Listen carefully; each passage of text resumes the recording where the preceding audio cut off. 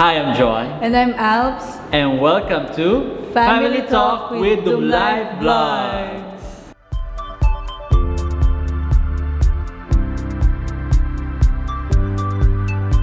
So, Mahal, ano nga bang reason na ito ay ginagawa natin?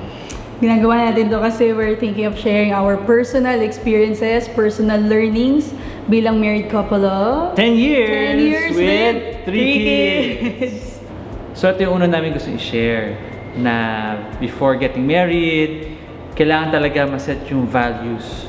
Bakit ba naging helpful yun, dear? Oo, so actually nung kami ay kakasal pa lang and we met with our, ano tawag doon, presiding Reverend. Officiating minister. Yun yung una niyang tinanong sa amin, or isa sa mga tinanong niya sa amin, na ano nga ba yung values? And ano nga ba ang values, man?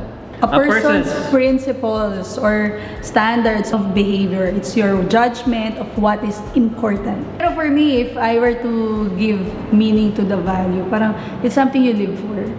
It's something na nag-influence, yung na pinahawakan mo.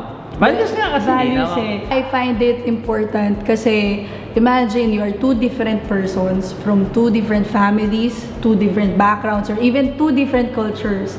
Tapos you'll be merging into one family or into marriage. So you have to make parang set of values that you will live for.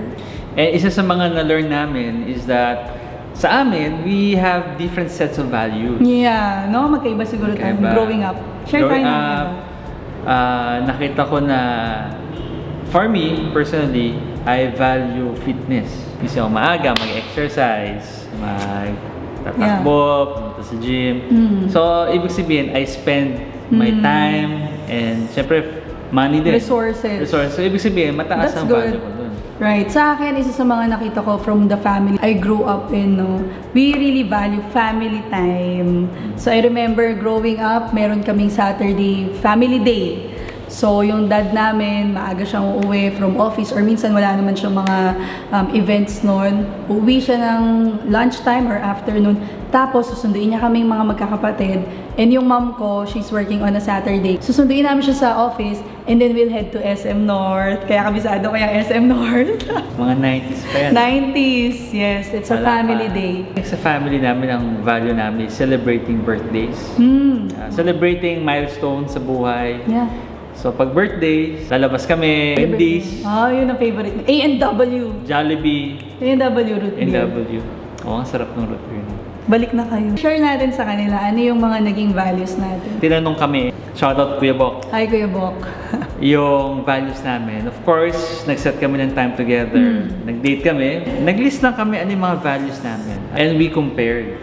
Ano yung value ko, ano yung value niya. And then we made a list. So, meron kaming 5 values na sinulat. And we want to share it with you. Ibig sabihin nun, na when we do something, when we're deciding on something, meron mong dumating na opportunity, ibabangga namin yun sa values. First, we value relationships.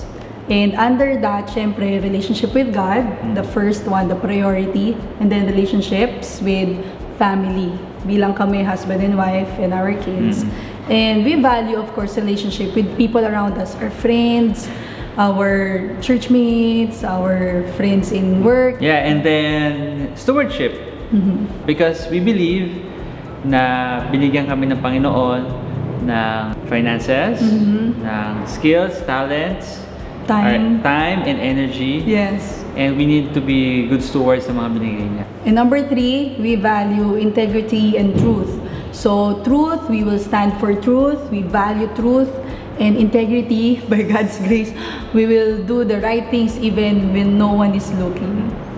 Yeah. So yung pang-apat is we value fun. So gusto talaga namin na magkaroon ng time na spend time with one another, have fun, maging masaya. Part dyan yung sinabi mo, yung sports, yung ganyan. Sports, fitness, board games. Board games. Yes, sa family, gusto namin yan. At ang panghuli is ministry. Yeah. So nakita namin that we also need to serve.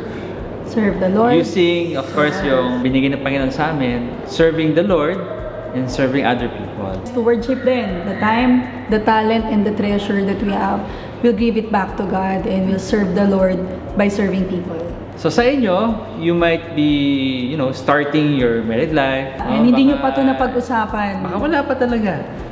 This is a good opportunity to talk about the things that you value. So, with that, we hope na nag-learn kayo and na-encourage kayo to talk about or formulate or start ang inyong core values. Or kung di man, baka may core values na kayo, pwede nyo ma-revisit yung values niyo. So, I'm John. And I'm Alves. And see you in our next Family Talk!